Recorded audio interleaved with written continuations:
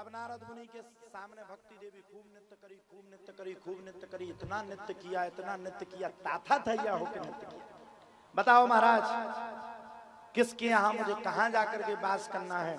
नारद मुनि ने, वो चारों ऋषियों ने कहा, जाओ भक्ति, आज से तुम भक्तों के हृदय में जाकर के वास करो।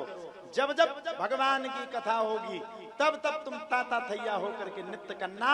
देखो आज यहाँ पर भागवत की कथा हो रही, तुम सब सुन नहीं हो तो तुम्हारे मन मंदिर की वही भक्ति आज जागृत हो गई। कछु जनन की 9 देवियन में जागृत हो, आओ नहीं हो 9 देवियन में। नहीं मांगते धन और दौलत, ना चांदी ना सोना, वो पेरियां है अंगूठी 2-2 लाख की। हम तो मांगे माँ तेरे मन में एक छोटा सा कोना।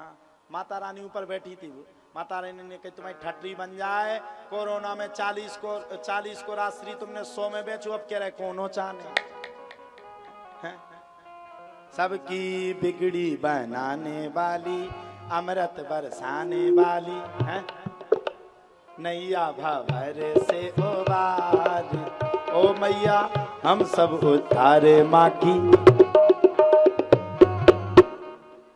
9 दिन दुर्गा दुर्गा और 10वें दिन मुर्गा मुर्गा। बोलो माता रानी की।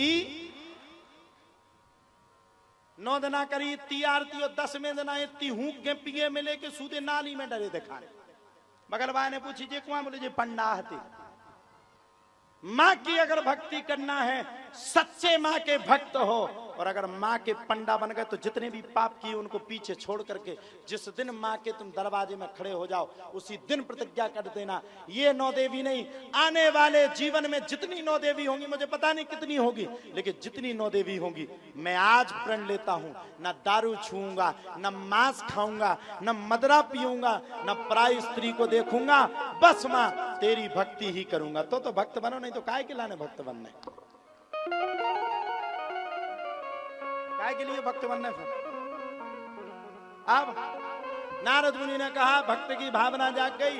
नारद मुनि ने पूछा, बोले महाराज जी तो अचंभित की बात है, किसी आदमी ने 7 दिन कथा को सुना, चमत्कार हो गया, वो जीवित हो गया, बड़ा हो गया, बूढ़े से जवान हो गया, ये कैसे हो सकता है?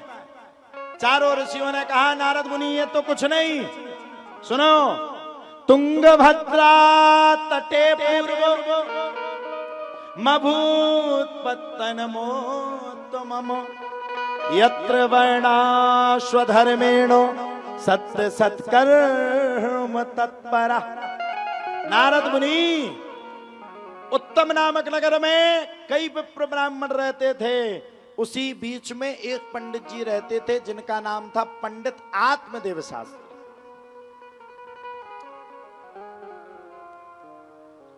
पंडित जी के घर में कोई कमी नहीं। अच्छा, कर्म कांड करने वाले पंडित के घर में कोई कमी नहीं होती, गुंडी कसेणिया धुतिया सब कुछ मिले, पायले सब मिलत नहीं मिलत? बताओ महाराज जी, सबको मिलता, आपको भी मिलता, हमें भी मिलता। हम लोगों के घर में कलश हलस की तो कोई कमी नहीं रहती। वैसे हम आप लोगों को एक बात बता दें, हमें जितना भी मिलता, हम व्यास गद्दी के सामने कह रहे, हम साल भर में जितना मिलता उसी सामर्थ्य के अनुसार बेटियों की शादी कर देते, और जितना धन भी मिलता वो सभी बेटियों को दे देते। अभी हमने 11 शादी की थी, आप लोग भी आना अगले साल 12 मई 2026 को। अभी 21 बेटियों की शादी धाम पे कर रहे हैं और कोशिश कर रहे हैं। पूज्य हमारे गुरुदेव भगवान मलुक पीठाधीश्वर पूज्य श्री अनंत विभूषित स्वामी राजेंद्र दास देवाचार्य जी महाराज के मुख से हम लोग कथा सुन सके। गुरु जी की कथा कौन कौन सुनता है? हाँ, हमारे गुरुदेव बलवान हैं, आप लोग नहीं सुनती? मलुक पीठ वाले वो हमारे गुरु जी हैं। हाँ, अपन को गर्व है, धाम पे आते हैं, अभी आए थे धाम पे, आगे भी आएंगे। और मुझे जिसका गुरु मेहरबान तो चेला पहलवान, मेरे गुरुदेव बैठे हैं तब तक मुझे जिंदगी में कोई डर ही नहीं लगता, और मैं कभी बिना शास्त्र के सम्मत की बात करते ही नहीं कथा में।